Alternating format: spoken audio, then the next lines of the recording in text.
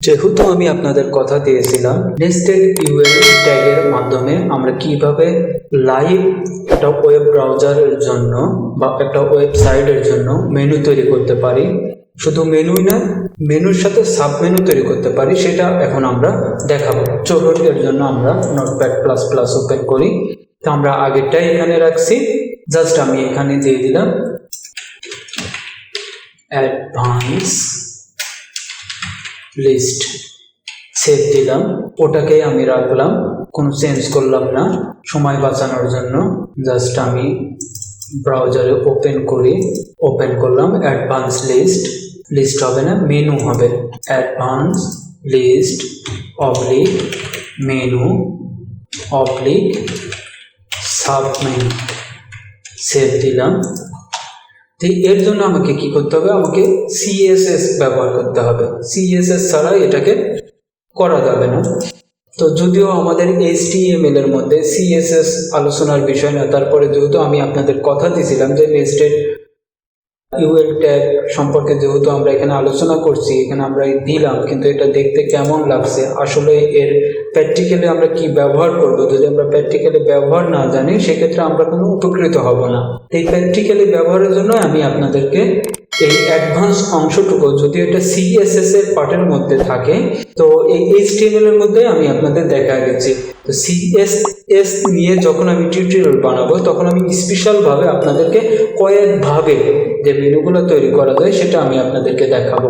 Just এখানে আমরা এখন কি করব, হেডের মধ্যে গেলাম, হেডের মধ্যে গিয়ে আমরা স্টাইল ট্যাগ শুরু করলাম, স্টাইল শেষ করলাম।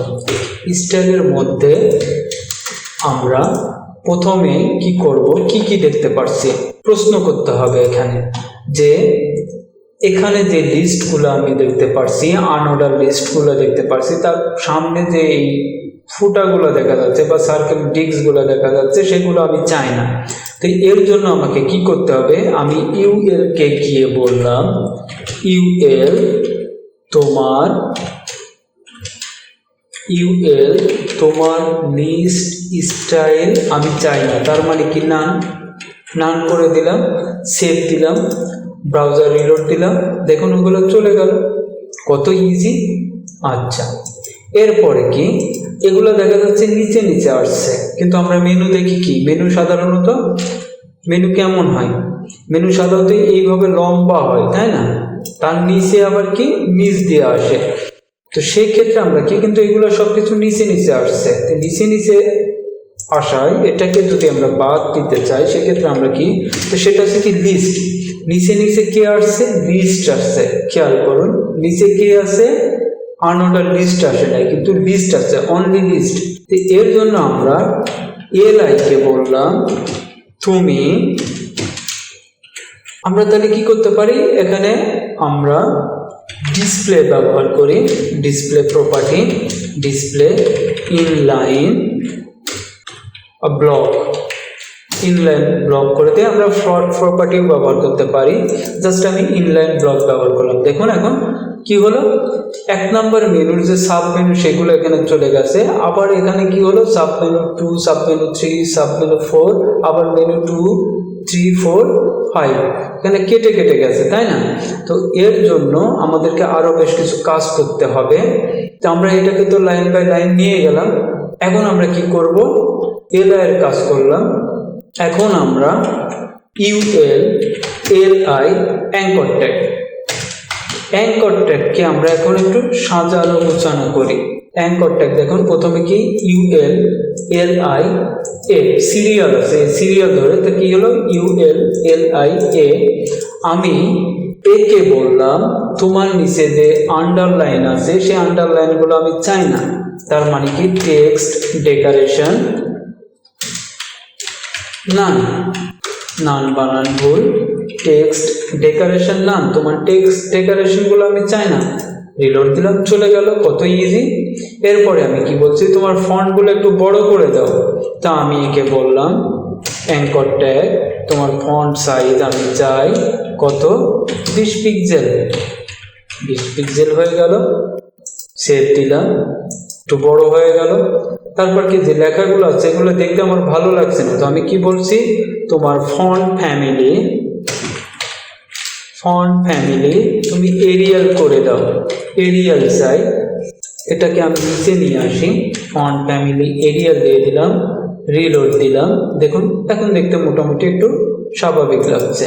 এরপরে আমি একে কি বলছি, এর একটা ব্যাকগ্রাউন্ড কালার দিয়ে দিই। ব্যাকগ্রাউন্ড কালার আমি দিয়ে দিলাম কি ব্ল্যাক। সেভ দিলাম, রিলোড দিলাম, ব্যাকগ্রাউন্ড কালারের ব্ল্যাক চলে আসলো। তো লেখাগুলো খুব সাথে সাথে লাগানো আছে, তো আমি এটাকে কি একটু স্পেস দিয়ে দিই। তো এর জন্য আমি কি করি, প্যাডিং ব্যবহার করি।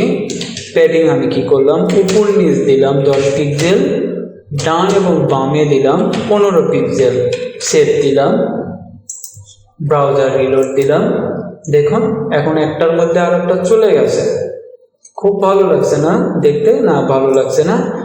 তো আমরা কি করি, আমরা আর একটু কাজ করি। দেখুন এটা তো এখানে বোঝা যাচ্ছে না, তো ঘিঞ্জি হয়ে গেছে।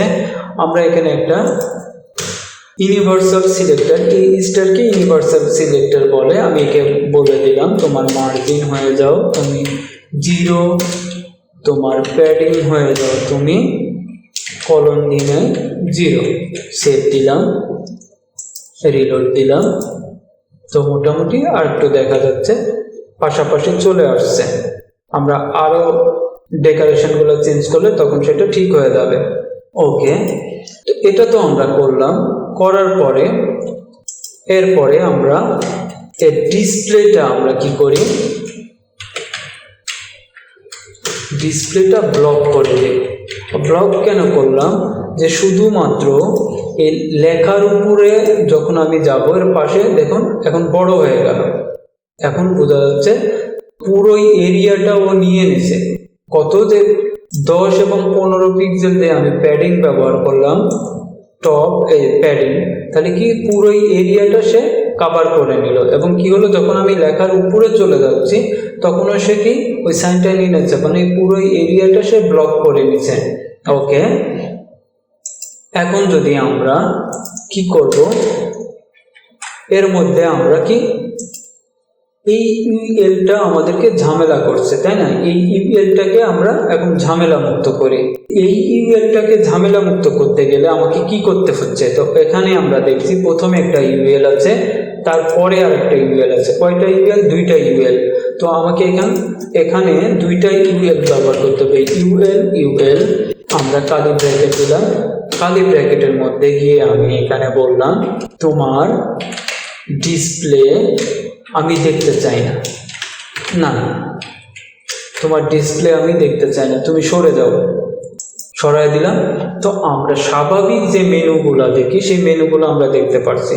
আমরা কালারটা হোয়াইট করে দিই। তাহলে কাকে হোয়াইট কালার করব? অ্যাঙ্কর ট্যাগের যে কালারটা আছে সেই কালারটা আমরা হোয়াইট করব। কালার হোয়াইট করলাম, সেভ দিলাম, ব্রাউজার রিলোড দিলাম। এখন আমাদের আর একটা সমস্যা কি, যে আমরা যখন এখানে দিয়ে যাব মাউসটা, তখন কি আমার এই সাবমেনুগুলো আসতে হবে, কিন্তু এখন এই সাবমেনুগুলো আসছে না।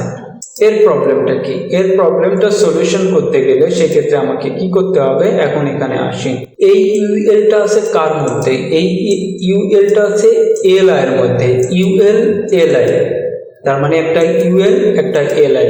তো আমি একটা ইউএল একটা এলআই এখানে, তাহলে জন্ম নিল কোথার থেকে? জন্ম নিল হচ্ছে এলআই থেকে ইউএল। তার মানে এটা পিতা, এটা তার সন্তান, তার মানে এটা পজিশন, এর পজিশন এবং এর পজিশন, এই দুটোর পজিশন আমাকে ধরায় দিতে হবে। তাহলে কি ইউএল এলআই এটা প্রথম, ইউএল এটা দ্বিতীয়।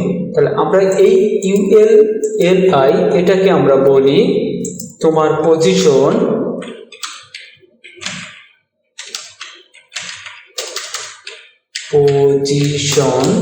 তুমি রিলেটিভ, তার মানে তুমি বড় কর্তা। ওকে, এবং আমরা এখন কি আসি, এই এলআই এর মধ্যে কি আছে? এই ইউএল আছে। তাহলে ইউএল কয়টা? দুইটা, একটা দুইটা। আমরা এত দূর না ধরে এসে খুব শর্টকাটে বলি। তো আমরা এই ইউএল কে বললাম তোমার পজিশন, তুমি তার সন্তান, তাই না? তাহলে পজিশন তুমি অ্যাবসোলিউট, তুমি অ্যাবসোলিউট। সেভ দিলাম, ব্রাউজার রিলোড দিলাম, কোনো পরিবর্তন আসলো না। এখন আমরা কি করব, যখন আমরা এই ইউএল কেই ধরি, আমরা এখানে কি ডিসপ্লে রিলেটিভস করছি না, এটাকেই ধরি। আমরা এটাকে কপি করে নিলাম, কপি করে এখানে পেস্ট করলাম। পেস্ট করার পরে আমরা এখানে কি করব, আমাদের টার্গেট কি, যখন আমরা মাউস এখানে নেব তখন সেই মেনুগুলো আসবে। কোন মেনুগুলো আসবে? এই যে সাব মেনু 1 2 3 4 এই মেনুগুলো শো করবে। তো সেই ক্ষেত্রে আমাকে কি মাউস নিয়ে গেলে, তার মানে হোভার হলে, মাউস আমি এখানে যদি হোভার করি, হোভার কাকে হোভার করব? ইউএল কে হোভার করব, তাই না? তখন ইউএল তোমার ডিসপ্লে কি হবে, তুমি দেখা দিবে। ডিসপ্লে আমি কি করলাম, তাকে ব্লক করে দিলাম। সেভ দিলাম, ব্রাউজার রিলোড দিলাম। এখন দেখুন মেনুগুলো চলে আসছে। আবার যদি এখানে নিয়ে যায়, মেনুগুলো চলে আসছে। কত ইজি! জাস্ট আমরা এটা একটার সাথে একটা লাগানো দেখা যাচ্ছে। তো এটা করার জন্য তাহলে আমরা এখানে এটা কোনটার সাথে কোনটা লেগে যাচ্ছে? ULLI, তার মানে কি ULLI দুইবার আমাকে ব্যবহার করতে হচ্ছে, তাই না?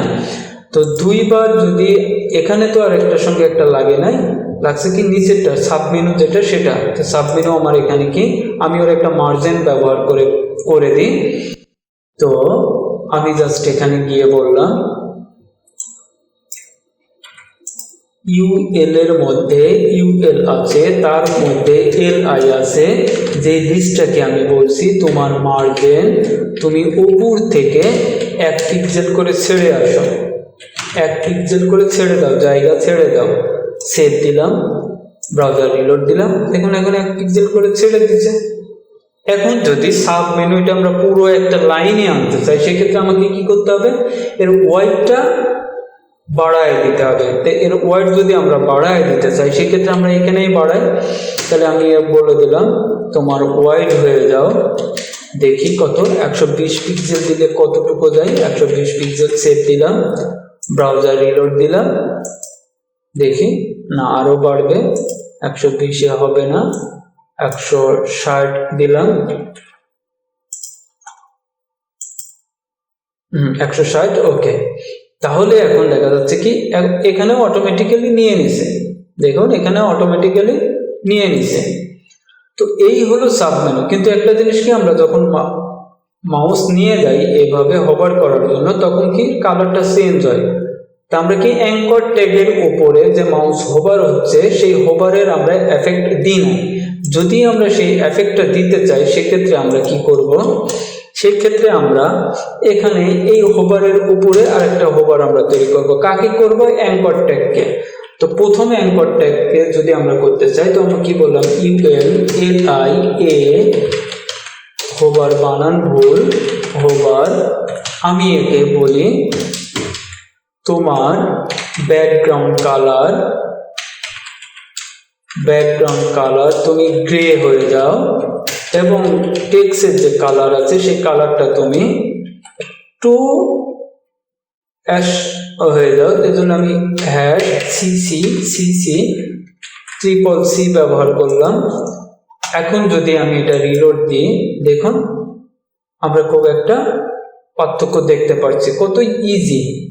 তো এটাই হলো যে আনঅর্ডার লিস্টের মাধ্যমে কিভাবে একটা মেনু তৈরি করতে হয় এবং সাব মেনু তৈরি করতে হয়। যেহেতু আমরা নেস্টেড লিস্ট সম্পর্কে বলছিলাম সেই পর্বটিকে, যদি আপনারা সেই প্রথম অংশটুকু দেখে না থাকেন, আমি উপরে আই বাটনে লিঙ্ক দিয়ে দেবো এবং ডিসক্রিপশনে আপনারা লিঙ্কটা পাবেন। সেখানে ক্লিক করে অবশ্যই নেস্টেড লিস্ট কি সেই বিষয়ে পুরোটা ধারণা নিয়ে তারপরে মেনু তৈরি করতে আসলে আপনাদের জন্য খুব ইজি হবে। তো এখানে আপনারা খুব ভালোভাবে দেখতে পাচ্ছেন যে আমি কি ব্যবহার করলাম। যেহেতু আমরা HTML এর মধ্যে আছি, তাই আমি এই সিএসএস এর উপরে এত গুরুত্ব দিলাম না। জাস্ট আপনারা করার জন্য এটা প্র্যাকটিক্যালি করবেন। যদি কোডটুকু আমার কাছে চান আমি আপনাদেরকে দিয়ে দিতে পারবো, সমস্যা নেই। পাশে থাকবেন, সাবস্ক্রাইব করবেন এবং বন্ধুদের সাথে শেয়ার করবেন বেশি করে।